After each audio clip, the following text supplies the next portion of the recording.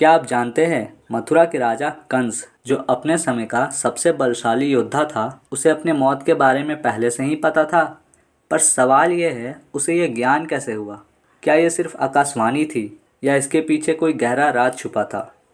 आज के इस वीडियो में हम आपको ले चलेंगे उस दौर में जहां ताकत और अहंकार ने एक राजा को अंधा कर दिया, जहां एक दिव्य भविष्यवाणी ने उसकी नींद छीन ली और जहां किस्मत ने एक ऐसा जाल बुना कि उसका अंत पहले से ही तय हो चुका था।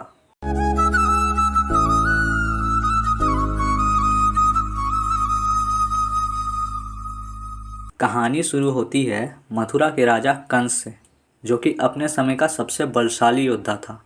वह यदुवंश का गौरव था और लोगों में उसकी वीरता के किस्से फैले हुए थे।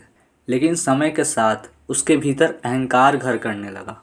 उसे लगने लगा कि कोई उसे हरा नहीं सकता, न मानव न देवता।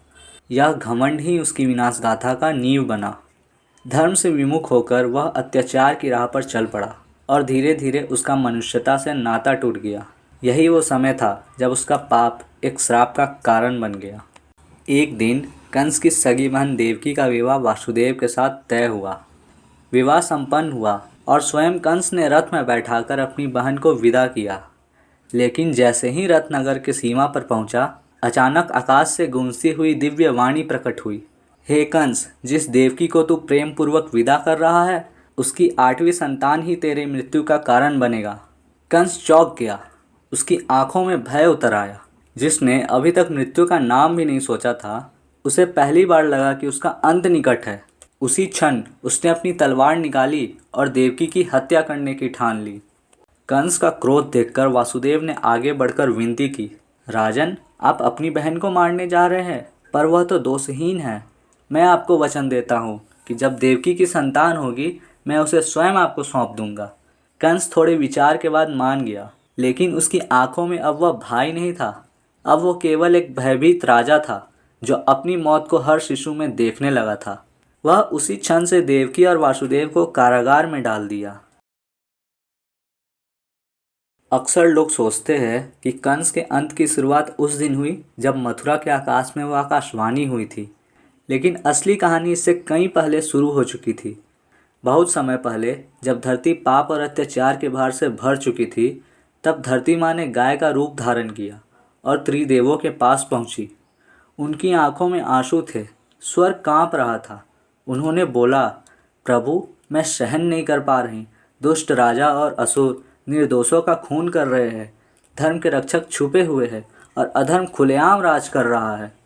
देवताओं ने भी इस स्थिति पर चिंता जताई। अंत में सबकी नज़रें ब्रह्मा जी पर टिकी। ब्रह्मा जी ने शांत स्वर में कहा, अब समय आ गया है जब स्वयं परमात्मा को हस्तक्षेप करना होगा। उन्होंने कमलासन पर बैठकर भगवान विष्णु का ध्यान किया। तभी क्षीर सागर से एक गूंजती हुई दिव्य वाणी आई, जब पाप अपनी चरम सीमा पर पहुंचेगा, मैं स्वयं अवतार लेकर अधर्म का अंत करूंगा।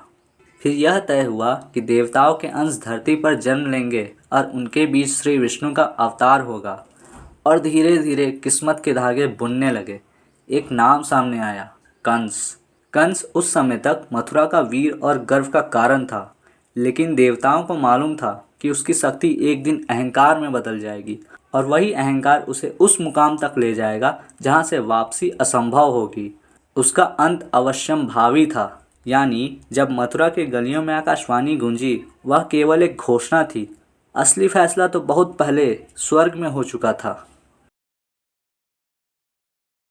आकाशवाणी के बाद देवकी की हर संतान कंस को अपनी मृत्यु प्रतीत होने लगी। उसने एक के बाद एक देवकी की 6 संतानों की हत्या कर दी। वह इतना निर्दयी बन चुका था कि उसके लिए माँ की ममता भी कोई मायने नहीं रखती थी। 7वें शिशु बलराम को योग माया ने देवकी की कोख से निकालकर रोहिणी के कोख में स्थानांतरित कर दिया। कंस को यह पता भी नहीं चला।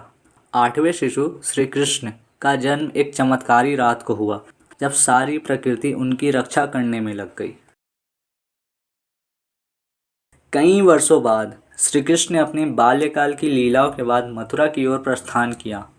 वहां उन्होंने कंस को युद्ध में हराया और आकाशवाणी अंततः सत्य सिद्ध हुई। कंस की मृत्यु केवल एक घटनाक्रम नहीं थी, यह धर्म की पुनः स्थापना थी, एक श्राप की पूर्ति थी और अधर्म के अंत का प्रतीक थी। यह कथा हमें सिखाती है कि कितना भी शक्तिशाली व्यक्ति हो, यदि उसका मार्ग अधर्म का हो तो उसका अंत निश्चित है। भय यदि मन में घर कर जाए तो वो अपने ही लोगों को शत्रु बना देता है। श्राप, आकाशवाणी या भाग्य, इन सब का कारण केवल कर्म होता है। अंततः सत्य और अधर्म की विजय होती है, चाहे वो एक बालक के रूप में ही क्यों ना हो। कभी कभी ईश्वर कोई संकेत भेजता है, जैसे आकाशवाणी ने भेजा था कंस के लिए। वह संकेत होती है चेतावनी कि यदि हम मार्ग से भटके तो समय स्वयं हमें ठीक करेगा। कंस की तरह मत बनो जो संकेत को पहचान करके भी अंधकार में चला गया, बल्कि श्री कृष्ण की तरह बनो जो प्रेम, नीति और धर्म का मार्ग दिखाते हैं। यदि ये कथा आपके हृदय को छू गई हो तो लाइक करें, शेयर करें और चैनल को सब्सक्राइब करें, क्योंकि इस चैनल में हम कहानियाँ नहीं सुनाते, हम चेतना जगाते हैं। जय श्री कृष्ण।